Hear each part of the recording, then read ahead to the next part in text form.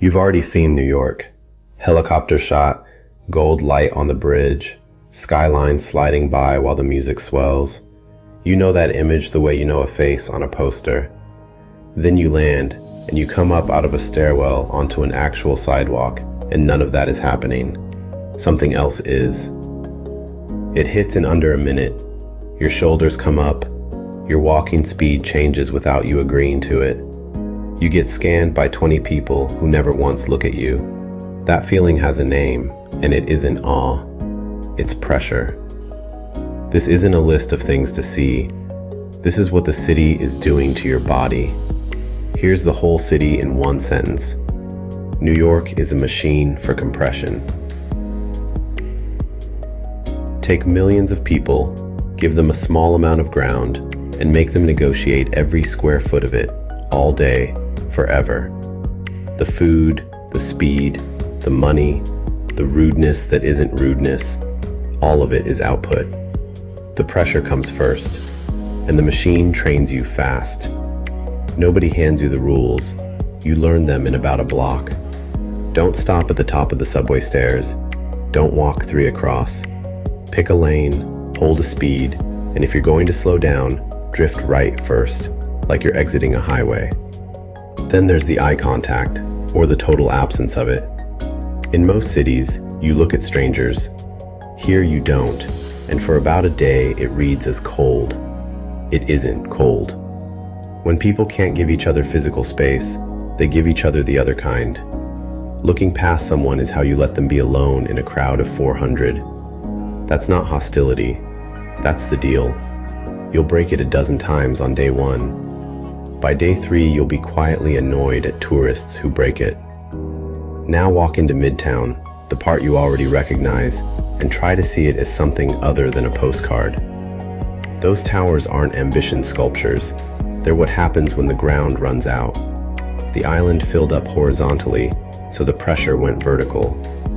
Every one of those floors is more people stacked into the same footprint, more elevators, more lobbies, more lunch at the same hour.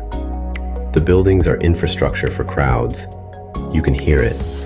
Sound doesn't scatter in a canyon, it bounces.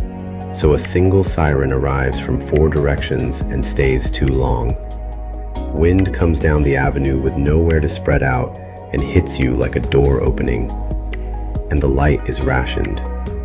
The sun shows up on a schedule down there, a few bright hours in the middle, then it's gone behind glass and you're in shadow at 3 in the afternoon. Watch a corner at a red light. The crowd compacts. Shoulder to shoulder, phones down, everyone leaning half a step into the street. Green. The whole block exhales at once and moves. Then it builds again. That's the machine cycling, roughly every 90 seconds, in every direction, all day. If the sidewalk is the surface pressure, the subway is how the pressure moves. Everybody looks at the subway map first, and the map lies to you a little. Not on purpose. It's a diagram. Clean colored lines, neat angles, everything spaced evenly so you can read it from across a platform. It makes the city look organized. Then you go down there. Heat that shouldn't exist in February. Steel screaming on a curve. A smell you will not be able to describe to anyone at home. And you get in the car, and this is the part that reorganizes how you think about the place. There is no first-class car. The banker is standing. So is the woman going to clean his office at 10 p.m. So is the kid with a cello. The guy asleep with a paint bucket between his feet. 3 languages you can't identify. A man selling mangoes. And someone eating an entire meal with total commitment. Nobody opted in.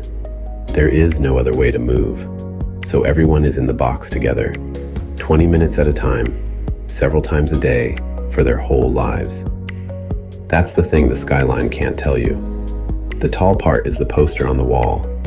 The train is the actual cross-section, the whole city sliced open and stood upright. And it's running under your feet every 4 minutes. You want to understand New York, don't go up. Go down, and ride one line to the end. Because here's what the pressure does across the boroughs.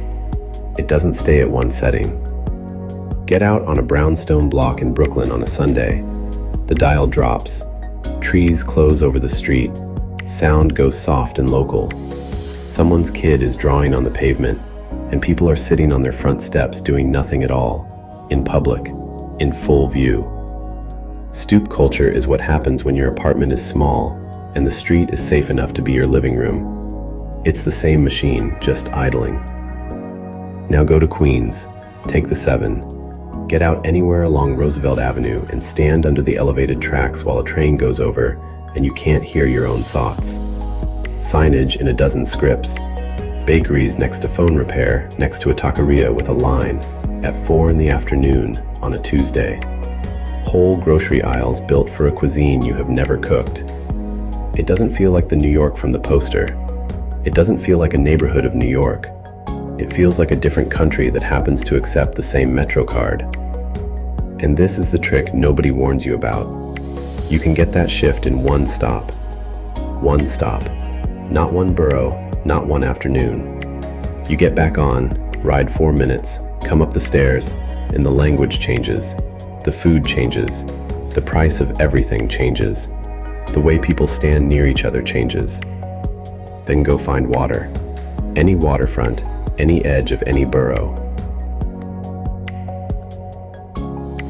That's the release valve. It's the only place the city lets you see the horizon, and you'll notice your breathing change before you notice why. Everyone out there is doing the same thing, standing still, looking at the one direction with nothing stacked in it. Which brings us to the line you've heard your whole life: the city that never sleeps. That's true, but not the way the phrase sounds. Nobody's at a rooftop party at 4 in the morning. Walk the financial district at 11 p.m. and it's marble and wind and your own footsteps. One of the emptiest places you'll ever stand. All that daytime pressure just left. Cross town and an avenue is still fully lit. Not glamorous. Lit. A laundromat, a 24-hour pharmacy, a counter selling eggs and coffee to a guy in high vis about to start. Because the real night shift isn't nightlife. It's bakers proofing dough at 2, nurses changing over at 7, delivery riders stacked outside a restaurant in the rain, engines running, track workers in orange down on the roadbed while you sleep above them. The city doesn't stay awake, it sleeps in shifts, and the shifts overlap, so the machine never fully powers down. The pressure just relocates, block by block, hour by hour. And if you're up at the wrong time, you can watch it move. So go back to that first minute on the sidewalk. You thought you were reacting to a big city. You weren't. You were being calibrated. The shoulders, the speed, the eyes sliding off strangers, all of that was you getting fitted into a system that had already absorbed everyone around you years ago. That's why the word visit doesn't really work here. Nobody visits New York. You get processed by it for a few days, and it hands you back, slightly reset. And then you go home, and the strange part starts. Your street is too wide. It's too quiet at 9 p.m. You catch yourself walking fast toward nothing. You stand at an empty crosswalk waiting for a light with no cars coming, leaning half a step into the road, and you have no idea why you're doing it. That's the residue, not the skyline, the pressure. It stays in your body long after you've forgotten what the buildings looked like.